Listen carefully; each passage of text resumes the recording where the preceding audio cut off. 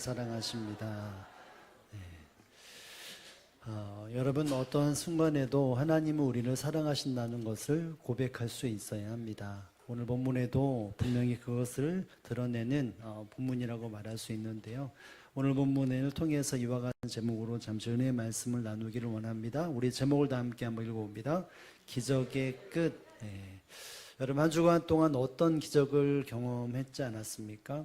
여기서의 말하는 기적은 초월적인 그리고 초자연적인 기적이라고도 볼 수 있지만 그 모든 것 속에 잔잔함까지도 포함되어 있는 기적이라고 말할 수 있을 것입니다. 우리가 이 자리에 한 주간 무탈하게 지나고 이 자리에 예배에 앉아 있는 것은 하나님이 수많은 환경 속에서 우리의 발걸음을 지켜주셨고 우리의 건강을 지켜주셨고 우리의 발걸음을 온전히 인도하셨기 때문에 우리가 이 자리에 앉아 있다는 사실들을 알아야 합니다. 큰 기적이 아닐지라도 소소한 기적들로 우리의 삶은 이루어져 있고 또 그 삶이 결국 기적 같은 우리의 삶이라고 말할 수 있을 것입니다. 예수님은 이 땅에 수많은 기적, 이적, 표적을 행하시면서 이 땅에 보내신 하나님의 거룩한 뜻들을 이루며 삶을 살아갔습니다. 분명히 하나님은 주님은 기적을 통해서 무엇인가 기대하는 바가 있었고 목표하는 바가 있었다는 것이죠. 오늘 본문에도 보면 예수님께서 공생애를 시작하면서 첫 번째 표적을 행하시는 내용이 담겨져 있습니다. 장소와 또 장소를 보게 된다면 갈릴리 해변의 위쪽에 있는 베스다라고 하는 지역에서 이와 같이 가나 혼인잔치가 벌어지고 그 일들 속에서 주님이 어떤 분이신지에 대한 부분을 기적을 행하시는 것을 봅니다. 이 가나라고 하는 지역은 작은 지역이기 때문에 어떤 한 가정에서 혼인을 치렀다라고 말할 때 그것은 필시 가족을 넘어서 모든 마을이 함께 즐거워하는 마을의 잔치 분위기가 되었을 것이라는 것을 우리는 기억할 수 있어야 합니다. 여러분 이와 같이 많은 사람들이 모여서 잔치를 벌인다라고 할 때는 그 잔치에는 가족들이 힘을 모아서 분명히 음식을 차렸을 것이고 7일이라고 하는 일반적인 기간 속에서 사람들과 함께 이 결혼하는 당사자들에게 혹은 가족들에게 최고의 기쁨과 즐거움을 누리며 수많은 사람들과 함께하는 분명 기쁨의 자리였을 것입니다. 그곳에서는 맛있는 음식과 함께 또 음식과 함께 곁들여지는 음료가 분명히 있었을 것입니다. 그 자리에 음료는 여기 본문에 보면은 포도주라고 말을 하지만 그것은 여러분이 흔히 알고 있는 술이라는 개념보다 그 팔레스타인 지역에는 사막화가 많이 되었기 때문에 일반적으로 이 포도를 익혀서 또 발효시켜서 음료수처럼 사용했던 것이 바로 포도주입니다. 그러다 보니 식사와 함께 당연히 마시는 것이 있다면 그것은 포도주였습니다. 며칠이 지난지는 모르겠으나 그 마지막이 다다라는 그 어느 시점 속에서 이 잔치 분위기에 무엇인가 이상 발견이 생겼습니다. 그것은 바로 음식은 있는데 음료수가 떨어졌다라고 하는 환경이 펼쳐지게 되어 있습니다. 여러분 수많은 사람들과 함께하는 잔치 자리에 포도주가 없다, 마실 음료가 없다는 것은 사람을 초청해 놨지만 어떤 예의식이 본다면 큰 결례를 행하는 모습 중에 하나입니다. 먹을 것이 떨어졌다라고 말하면 사람들을 불러 모아서 흥을 즐기다가 그 흥이 딱 끊기는 순간이 되는 것이죠. 여러분과 제가 혹시 어느 잔치에 가면 결혼식이나 혹은 그 반대의 장례식에 가면 사람들의 초청을 받아 그 자리에 가면 음식이 떨어지는 적은 한 번도 없을 것입니다. 사람들이 오가면서 뭐가 부족합니까? 라고 하며 그 부족함에 대한 음식을 채워주는 것은 손님들을 향한 그 당사자들의 최고의 어떤 예우 그리고 섬김의 진정한 모습이라고 말할 수 있을 것입니다. 그런데 이와 같은 환경 속에 찬물이 끼얹을 수밖에 없는 이 포도주가 떨어지는 상태가 되었습니다. 이 환경 속에서 예수님의 어머니 마리아는 이것을 약간 인지하고 하인들에게 당부합니다. 예수님이 뭐라고 말하든지 간에 너희는 그 말의 명령에 따르라 라고 하는 명령을 하게 됩니다. 이 환경 속에서 예수님은 하인들을 불러다가 이야기를 말합니다. 어떤 이야기를 할까요? 포도주가 다 떨어졌는데 이것에 대해서 조치를 하는데 먼저 6절에 보면 이렇게 조치를 합니다. 함께 한번 읽어봅니다. 거기에 유대인의 정결의 예식을 따라 두세 통 드는 돌 항아리 6이 놓여있는지라. 이 하인들과 또 잔치자리에 그 집안의 어떠한 부분에 있어서 시선이 조명되어지는데 그곳에 어떤 곳이냐면 돌 항아리 6이 있는 곳에 대한 시선이 움직이게 됩니다. 여기 보면 유대인의 정결 예식을 따라 두세 통 드는 돌 항아리 6이 놓였다라고 말합니다. 여러분, 이 6 항아리, 돌 항아리 6은 용도가 무엇입니까? 정결 예식을 위해서 준비되어진 항아리입니다. 보통 하나님 앞에 예배할 때 손을 씻거나 정결 의식을 통해 준비되어지는 것이고, 유대인의 전통에 따라서 가정에서도 외부에 나갔다가 집에 들어오면 이 항아리에 있는 물을 따라다가 손발을 깨끗하게 씻는 것으로 이 용도가 바로 이 6동안 항아리의 모습이었던 것입니다. 그런데 예수님은 이 항아리를 닫아다가 하인들에게 뭐라고 말하죠? 저기 항아리에 물을 가득 채우라, 아귀까지 가득 채우라 라고 말을 합니다. 여러분, 제자들의 마음속에 예수님의 이 명령에 따라서 항아리에 물을 가득 붓을 때 어떤 생각을 했을까요? 이것이 포도주가 되겠다는 생각은 조금도 갖지 않았을 것입니다. 이렇게 생각을 했을 거예요. 분명히 예수님이 지금 왜 이와 같이 정결의식을 행하려고 할까라고 하는 생각을 했을 것입니다. 왜냐하면 이 항아리 용도가 정결의식에 사용되어지는 것이고, 그것에 물을 채운다는 것은 그 물을 떠다가 사람들에게 정결의식, 앞으로 오는 사람이나 혹 손을 씻지 않은 사람들에게 이 정결의식을 행하기 위해서 물을 분명히 채울 것이다 라고 하는 짐작으로 그들은 순종을 했던 것입니다. 그런데 갑자기 예수님은 또 다른 명령을 하게 됩니다. 어떤 명령을 했을까요? 8절에 보면 이제는 떠서 연회장에 갖다 주라. 여러분, 분명히 제자들은 여기까지는 어떤 생각을 했을까요? 이제는 사람들이 정결 예식을 하겠구나. 지금 이 예식이 너무나 성스럽고 또 하나님 앞에 아름다운 모습이 되어져야 하기에 분명히 성결하고 정결한 이와 같은 의식을 치르는구나 라고 생각을 하면서 사람들에게 분명히 나아갔을 것입니다. 그러나 다른 한편 쪽에서는 왜 포도주가 없냐라고 하는 생각으로 사람들은 분명히 점점 불명을 토할 것이고, 어쩌면 지금 왜 이 예식을 행하느냐, 지금 물이 필요하다면 이 물이 아니라 포도주가 필요한데 니네들 지금 뭐 하는 것이냐 라고 불평과 원망의 소리가 분명히 나올 법만 환경이었던 것입니다. 이 모든 생각들과 계산을 접어들고 이 하인들은 예수님의 명령에 따라서 항아리에 동을 가득 채웠을 뿐만이 아니라 그 물을 가져다가 사람들이 각각의 상 위에 있는 포도주를 담그는 거기에 다 채워 놓는 일을 했습니다. 아마도 제자들은 이 상황이 어떻게 될까라고 말할 때 앞서 말했던 것처럼 불평을 토할 수 있고, 왜 이걸 행하느냐라고 그렇게 반응을 보일 수 있는, 충분히 그렇게 짐작을 하면서 이 하인은 움직였을 것입니다. 그런데 결과가 어떻게 되었을까요?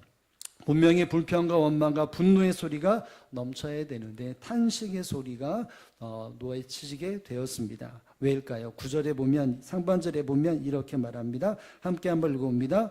연회장은 물로 된 포도주를 맛보고도, 수많은 사람들이 그 물로 된 것을 마셨는데 결국 그것이 무엇이 되었습니까? 포도주가 되었던 것입니다. 그것도 극상의 포도주라고, 수많은 사람들이 그것을 한 모금 먹일 때마다 이와 같은 포도주를 왜 이제서 내놓느냐 라고 말할 정도로 사람들이 지금 이 잔치중에 맛을 보지 못할 정도의 최고의 상품으로서의 포도주를 마시게 되었던 것입니다. 여러분, 이 순간 모든 이 잔치의 사람들의 마음속에는 긴장감도 있었지만 그 긴장감이 다 해소되고 잔치의 기쁨이 더욱더 충만케 되었다는 것을 우리는 알 수 있습니다. 이것은 누가 이루셨습니까? 예수님이 기적을 행하셨습니다. 우리 초등부 아이들과 중고등부 학생들이 이 본문을 너무나 많이 들었을 것입니다. 예수님이 명하여 물이 변하여 뭐가 됐다고요? 포도주가 됐네. 물이 변하여, 네, 감사합니다. 포도주가 되었습니다.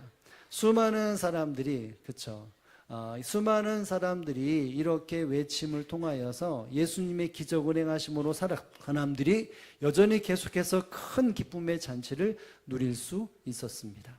여러분, 그럼에도 불구하고 이와 같이 예수님은 분위기가 싸늘해질 이와 같은 분위기 속에서 그 분위기를 다운되지 아니하고 기쁨으로 마무리시키는 일들 속에 예수님이 왜 이와 같은 기적을 행하셨는지에 대한 그 목적과 이유를 분명히 알아야 합니다.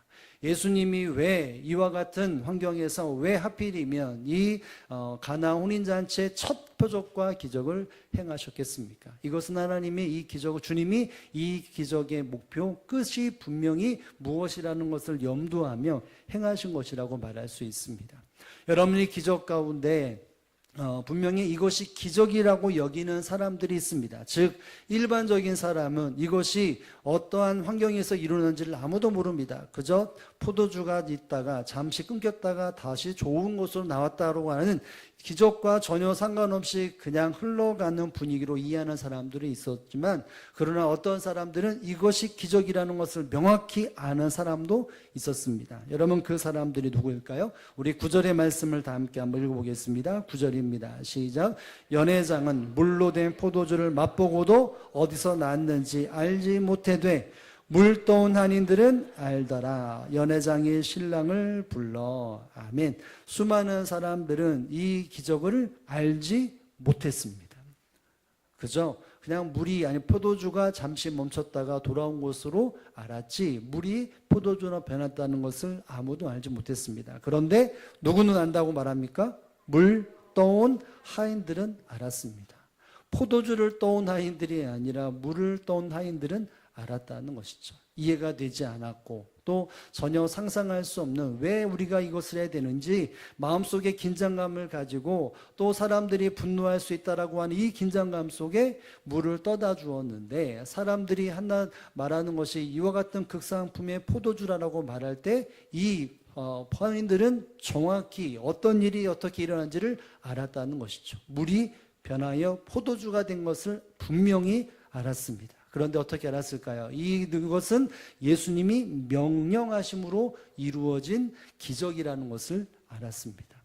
예수님이 말씀하셨고 이 말에 대해 아무도 토를 달지 않고, 이 마리아, 어쩌면 가나 혼인잔치에 아마도 친척 중에 깊이 아는 친척이었을 것이라고 하는 이 마리아가 당부했기 때문에 너희는 예수님이 뭐라고 말씀하시는지 그대로 순종에 따르라 라고 하는 이 명령을 들었기 때문에 그들은 묻고 따지지 않고 순종했다는 것에 대하여 우리는 예수님의 명령으로 이것이 이루었다는 것을 그들은 알았다라고 평하게 되어집니다.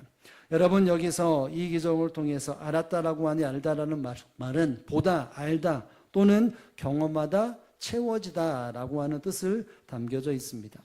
이 물이 변화의 포도주가 되어지는 이 모든 비밀의 전말들을 다 보았고 알았고 경험했고, 사람들은 못 알아차렸지만 이 사람들은 알아차렸던 것인 것이죠.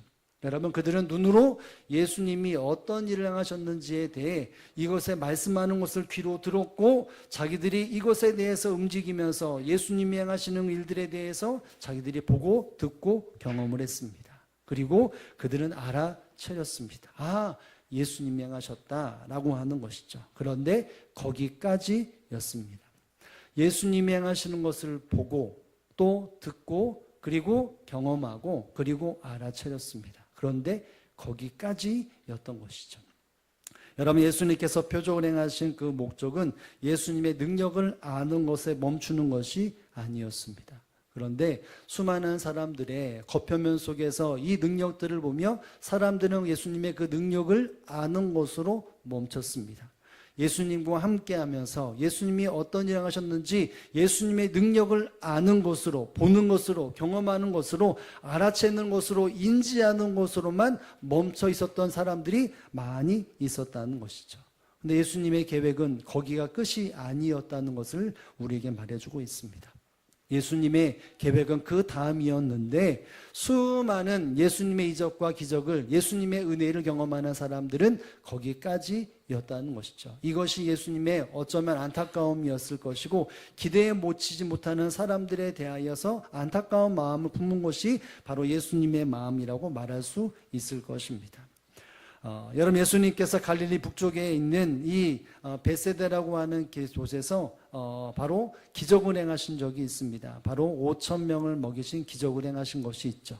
여러분, 그곳에서 예수님은 물고기 2마리와 떡 5개로 몇 명을 먹이셨습니까? 5천 명을 먹이셨습니다. 남자만 5천 명이라면 여자와 노아와 수많은 사람들을 본다면 약 2만 명 가까이 되는 사람들이 예수님이 하늘을 우러러 축사하시고 나누어 주라 명령하실 때 수많은 사람들이 그렇게 배에 불리 먹고도 몇 광주리가 남았나요? 그렇죠. 12광주리가 남았습니다. 여러분, 12광주리가 남아있는 그 환경에서 수많은 사람들은 예수님에 대해서 저마다 어떤 생각을 했을까요? 요한복음 6장 14절에 보면 이런 생각을 합니다. 함께 한번 읽어보겠습니다. 그 사람들이 예수께서 행하신 이 표적을 보고 말하되 이는 참으로 세상에 오실 그 선지자라 하더라. 사람들이 이야기를 말할 때 예수님이 그 말하던 그 선지자가 아니냐라고 말을 하게 됩니다. 여기서 말하는 그 선지자라고 하는 메시아가 아니라 말씀을 좀 더 깊이 알거나 말씀에 대한 특별한 깨달음이 있고 영적으로 무엇인가 특별함이 있는 존재, 사람들과 좀 다른 특별한 존재로 여겼다는 것이죠. 여러분, 이들은 예수님의 기적을 직감적으로 보면서 이와 같이 보고 경험했고 깨달았고 알아차렸습니다. 예수님이 능력자구나, 예수님이 우리의 배를 불리게 하시는 분이구나, 그것을 알아차렸습니다. 그런데 그 이상을 가지 못했습니다. 예수님의 기대는 거기에 있는 것이 아니라 그 다음 것에 있었는데 사람들은 거기까지였던 것이죠. 그래서 15절에 보면 예수님께서 어떻게 행동하시냐면 이렇게 행동하십니다. 함께 한번 읽어봅니다. 그러므로 예수께서 그들이 와서 자기를 억지로 붙들어 임금으로 삼으려는 줄 알고 다시 혼자 산으로 떠나 가시니라. 아멘. 예수님께서 그들이 와서 자기를 억지로 붙들어 무엇으로 삼으려고요? 임금으로 삼으려고 줄을 아시고 다시 혼자서 떠나가셨다라고 말합니다. 사람들이 예수님의 이 기적을 보면서 예수님을 보았고 경험했습니다. 알아차렸습니다. 이것은 예수님의 기적으로 이룬 것이라고 알아차렸습니다. 근데 거기까지였죠. 그래서 예수님을 임금을 삼으려고 했기에 그 끝을 알지 못했기 때문에 예수님이 어떻게 하셨다고요? 떠나가셨습니다. 거기서 그들과 영원히 함께하는 것이 아니라 예수님은 그들을 떠나셨습니다. 홀로 산에 가셨고 이 다음에 스텝인 바로 다른 곳 배를 타고 다른 건너편으로 가시는 행보를 보였습니다. 왜냐하면 예수님의 기대는 거기에 행한 것에 대하여 기적을 행한 것에 능력을 행한 것에 대해서 알고 깨닫고 멈춤이 아니라 그 다음에 가야 되는데 그러지 않았기 때문이었던 것입니다. 예수님이 기적과 이적과 표적을 행하실 때마다 그것은 1차적으로 예수님의 능력을 보여주는 것이지만 궁극적으로는 것은 다른 어떤 것이 분명히 있었다는 것입니다. 기적을 행하시는 목적과 기적을 행하시는 끝이 분명히 있다는 것이죠. 성도들은 그것이 무엇인지를 명확히 알고 기적과 함께 하나님의 주님의 기대에 반응하는 존재로 삶을 살아가야 하는 것입니다. 그래서 오늘 본문에 보면 하인들도 이 모든 것에 대한 부분을 목격을 했지만 또 다른 목격자들이 있죠. 누굴까요? 바로 예수님의 제자들입니다. 우리의 11절의 말씀을 다 함께 한번 읽어봅니다. 시작. 예수께서 이 표적을 갈릴리 가나에서 행하여 그의 영광을 나타내심에 제자들이 그를 믿으니라. 아멘. 여기 보면 이것이 첫 표적이라고 말을 합니다. 여러분이 첫 표적이라고 말할 때 이 표적이라고 말하는 것은 초자연적인 역사를 통해서 하나님이 나타내시고자 하는 의미를 강조할 때 사용되어진 단어가 바로 이 표적입니다. 그죠? 초자연적으로 무엇인가 이루었다라고 할 때 사용되어지는 단어가 아니라 이 모든 것을 통해 하나님이 나타내시고자 하는 의미, 즉 하나님의 영광을 드러내기 위하여 이 목적을 가지고 행하신 것이 바로 표적이라고 하는 단어인 것입니다. 여러분, 그러면 뒷부분에 보면 이런 말이 있죠. 갈릴리 가나에서 행하여 그 영광을 나타내심에. 여러분, 사람들에게 물이 변하여 포도주가 변하게 된 것은 예수님의 목적은 무엇입니까? 예수님의 영광을 나타나기 위해서 행하신 것입니다. 여러분, 예수님의 그 영광, 예수님이 누구인지를 보여주시고, 단순히 능력으로 예수님은 능력 행하신 분이라고 여기는 것이 아니라 하나님의 영광의 시각에서 예수님이 누구인지를 정확히 알게 하기 위하여, 엄밀히 말한다면 믿게 하기 위하여 이 같은 일을 행하신 것입니다. 여러분, 그래서 이 기적의 마무리와 끝이 무엇이냐면 무엇일까요? 이 영광을 나타내심에 제자들이 그를 어떻게 했다고요? 믿으니라 라고 말을 합니다. 여러분이 기적과 이적을 행하실 때 하인들은 예수님에 대해서 능력을 아는 것으로만 멈춰 있었지만 제자들은 이 이적을 통해 하나님의 영광을 바라보며 그 영광을, 예수님의 영광을 믿었다라고 표현을 합니다. 여러분, 여기 믿었다라고 하는 것은 어떠한 순리 속에서 면면이, 그리고 어떤 자연스럽게 흘러감의 믿음보다도 무엇인가 강화되었다라고는 의미가 담겨 있는 것이, 이것이 믿음에 담겨 있는 의미입니다. 무엇인가 신뢰하고 무엇인가 신앙의 모습을 나타내는 말인데, 문법적으로 보면 이것을 무엇인가 강하게 하기 위하여, 더 견고하게 하기 위하여 이 믿었다라고 하는 이 표현 속에 담겨 있는 의미가 바로 이와 같은 것입니다. 여러분, 이것이 무엇입니까? 제자들은 예수님의 부르심에 따라 사람을 낳는 업으로 부름을 받았습니다. 예수님의 제자가 되었죠. 그러나 그 모습 속에 예수님이 어떤 분이신지, 예수님의 영광을 바라보는 시간으로 바로 이 제자들은 그것을 간파했던 것입니다. 그래서 예수님이 어떤 분이라는 것, 영광, 예수님의 본질적인 모습들이 무엇이었는지에 대한 부분을 알고 예수님을 따랐고 믿음으로 반응했다라고 하는 것을 말하고 있는 것입니다. 사랑하는 정도, 이 부분은 신학적으로 볼 때는 사물의 질이 근본적으로 변화시키는 것에 존재하는 것으로만 끝나는 것이 아니라 바로 인간에게 참된 즐거움을 수여하시는 메시아, 세상에 줄 수 없는 참된 그 즐거움을, 하늘나라의 기쁨을 주시고자 하시는 그 메시아, 사람들을 변화시키고 하늘의 기쁨으로 충만케 되어지는 신학적인 바로 의미가, 목적이 바로 여기 있다라고 말합니다.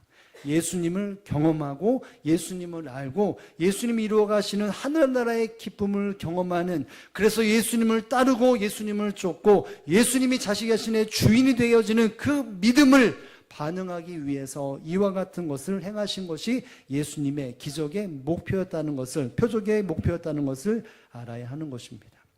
사랑하는 성도 여러분, 예수님이 은혜를 베푸시고 기적 같은 일들을 행하실 때에 그것에 사람들의 반응은 알고 느끼고 경험하는 것으로 끝나는 것이 아니라 예수님의 영광을 바라봄으로 예수님이 메시아이시고 예수님을 통해 누려야 할 기쁨이 무엇인지를 알며 주님을 쫓고 주님을 따라가는 것, 이것이 진정한 기적의 끝이며 바로 믿음의 반응이라는 사실들을 여러분 기억할 수 있기를 주님의 이름으로 축복을 드립니다.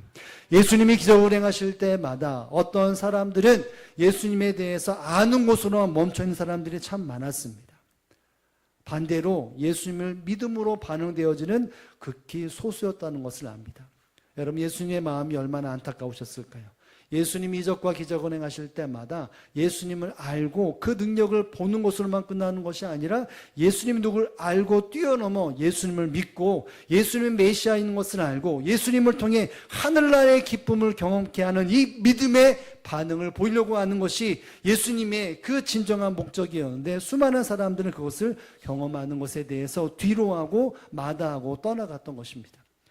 여러분, 예수님께서 문둥병 10명에게 제사장에 가서 보여주라고 말할 때 10명이 예수님의 명령을 쫓아 제사장에 가다가 어떤 일이 벌어집니까? 다 고침받았습니다. 그러나 그 중에 한 명만 돌아왔죠. 10명은 예수님의 그 명령에 따라 그 능력을 경험하면서 깨끗하게 치유되어지는 것을 보고 경험했습니다. 알아차렸습니다. 예수님의 능력자이는구나. 그런데 거기서 사람들이 아는 곳으로 멈추고 9명은 돌아갔고 1명 돌아와서 예수님 앞에 감사하며 예수님을 믿는 반응을 보였습니다. 여러분, 예수님은 수많은 기적과 이적을 통해서 기대하시는 바는 믿음으로 반응하는 것을 늘 원하셨던 것이죠. 그래서 예수님 뭐라고 합니까? 9명은 어디 있느냐?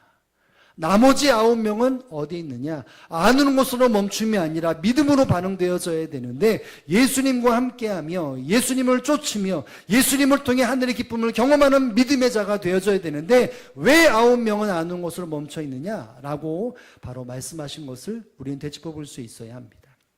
여러분, 예수님이 부활하신 이후에 예수님이 어떤 일을 행하셨죠? 제자들을 찾아 예수님의 부활을 다 알려주었습니다.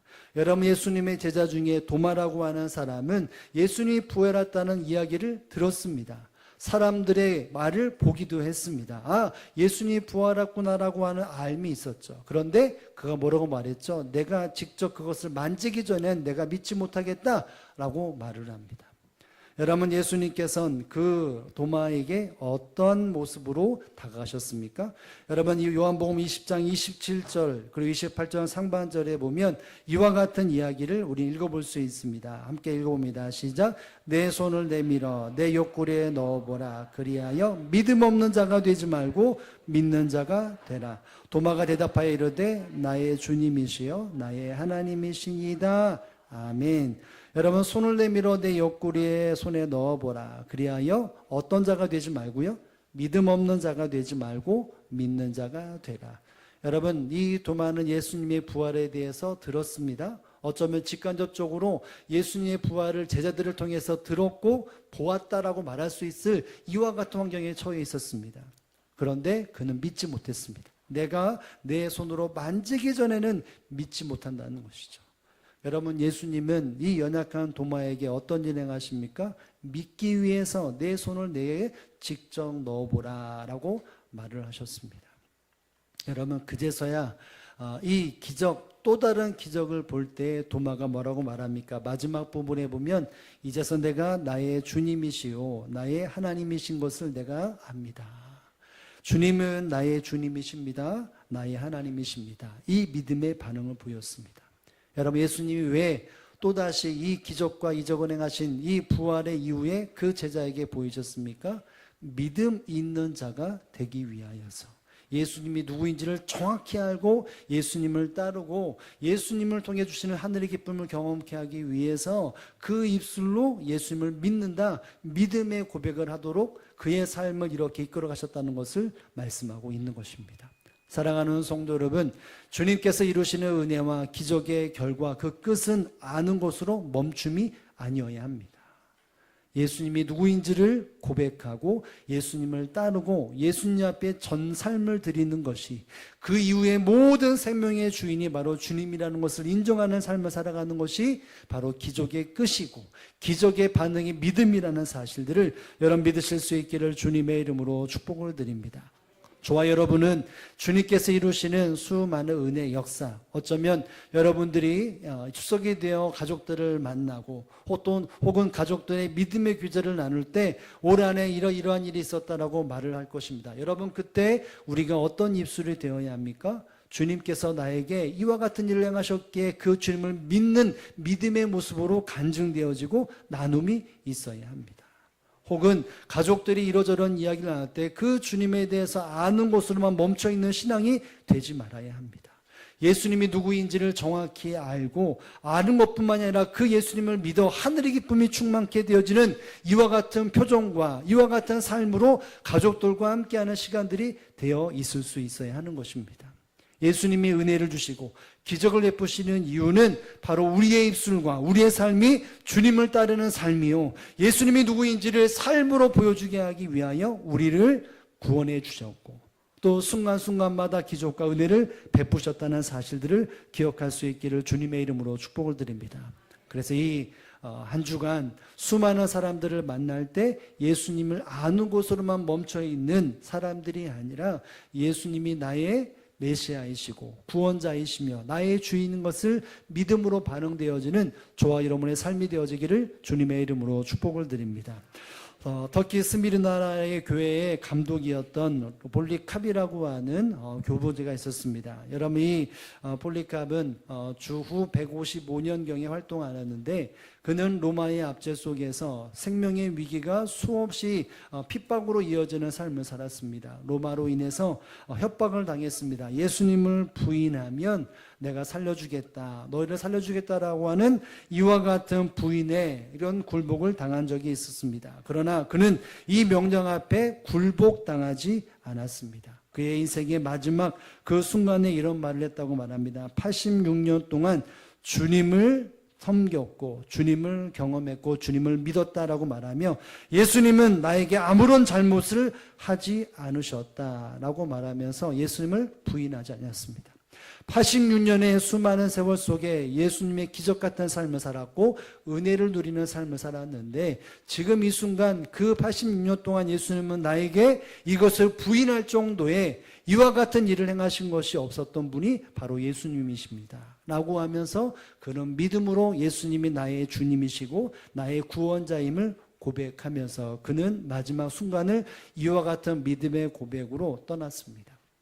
사랑하는 성도 여러분, 우리는 우리 주님께서 행하시는 그 일들마다 우리에게 물어보실 것입니다. 너는 나를 아는 곳으로 멈춰 있느냐? 아니면 믿음으로 나에게 모든 삶을 줘 내가 너를 책임지는 삶을 살아가는 거기까지 가고 있느냐? 라고 물어보실 것입니다. 여러분, 우리는 예수님의 은혜와 기적을 경험하면서 아는 자로 멈춰 있지 말아야 합니다.